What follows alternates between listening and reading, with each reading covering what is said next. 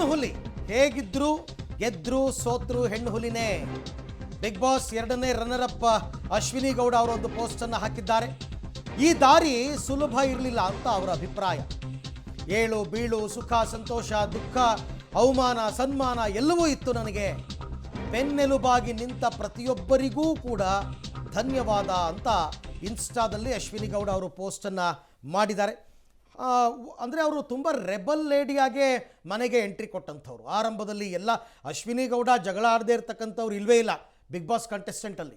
ಎಲ್ಲರ ಜೊತೆನಲ್ಲೂ ಜಗಳ ಆಡಿದ್ರು, ಹಾಗೆ ಎಲ್ಲರ ಜೊತೆ ಹೊಂದಿಕೊಂಡು ಹೋದರು. ಅದನ್ನೇ ಅವ್ರು ಮಾತನಾಡಿದ್ದು. ಆ ತಪ್ಪುಗಳನ್ನು ತಿದ್ದುಕೊಂಡಿದ್ದಕ್ಕೆ ನಾನಿವಾಗ ಟಾಪ್ 3ನಲ್ಲಿ ಬಂದು ನಿಂತಿದ್ದೇನೆ ಅಂತಂದ್ಬಿಟ್ಟು. ಬಹುತೇಕರು Gilli first place, Ashwini Gowda second place ಅಂತ ಅಂದುಕೊಂಡಿದ್ದರು. ಬಟ್ ಎಲ್ಲವೂ ಕೂಡ ಅಂದುಕೊಂಡಂತೆ ಆಗಲ್ವಲ್ಲ. ಎಕ್ಸ್ಪೆಕ್ಟ್ ದಿ ಅನ್ಎಕ್ಸ್ಪೆಕ್ಟೆಡ್ ಅನ್ನೋ ರೀತಿಯಲ್ಲಿ ಸೆಕೆಂಡ್ ಪ್ಲೇಸ್ಗೆ ರಕ್ಷಿತಾ ಬಂದರು. ಥರ್ಡ್ ಪ್ಲೇಸ್ಗೆ ಅಶ್ವಿನಿ ಗೌಡ ಹೋಗಿದ್ದು ಸ್ವಲ್ಪ ಅವ್ರಿಗೆ ಅದು ಬೇಸರ ಕೂಡ ಇದೆ.